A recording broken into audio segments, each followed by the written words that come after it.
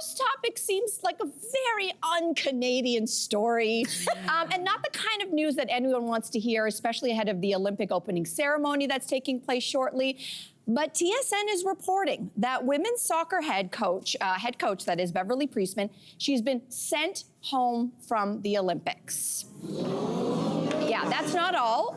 Both our women and our men's teams, the reports are saying they have both used drones to spy on their opponents for years. So does this change the way that we look at Canadian soccer?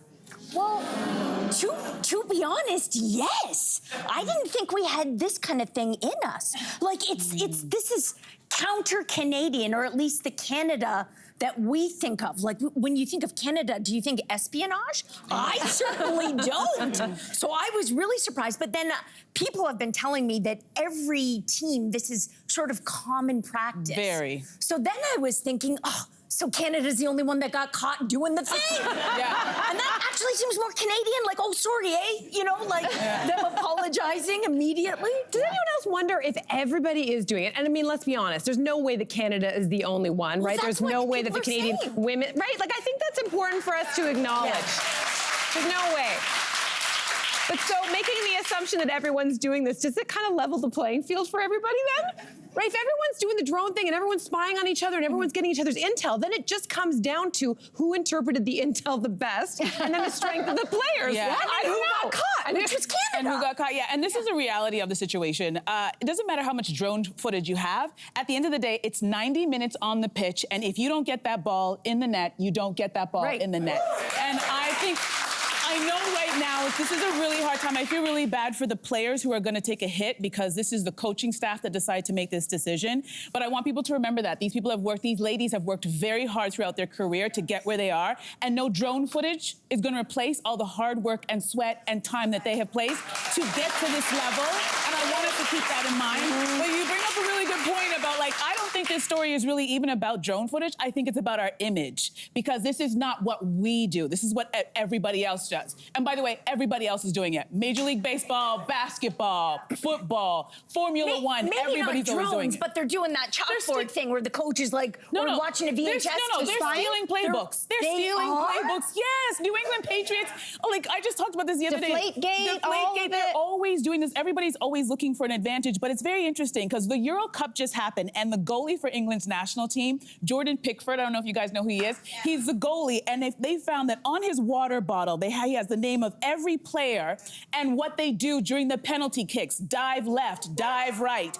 And that's research. Right? Exactly. That is. I'm so glad you said that. That's excellent research. So here's the deal. In that case, it's research, but how do you get that research? He had to see some kind of footage. But in that case, which is broadcast. In that case, it's not a problem, but when we're caught looking at footage, now we're cheating and we're being embarrassed. It's very interesting, and there's a fine line. But isn't rewatching a game, like a televised game, and writing down and doing all of that research one thing, then flying a drone over a private practice? It kind of is a little different. Yeah, and would we feel differently? Again, we're being defensive because legal it's one is illegal. Yeah. And we're feeling like, you know, a bit defensive because it's our team, but as opposed to if this had been like an American team that was called out, we may feel very differently about it. That's true. That's true. I think the only thing, I mean, there's a lot to be sad of. I like the point that so far, there's no evidence that any of the players, either on the Canadian men's team or the women's team, have had any awareness that this was happening. So I want to be clear about that. Yep. This is not, we're not blaming them.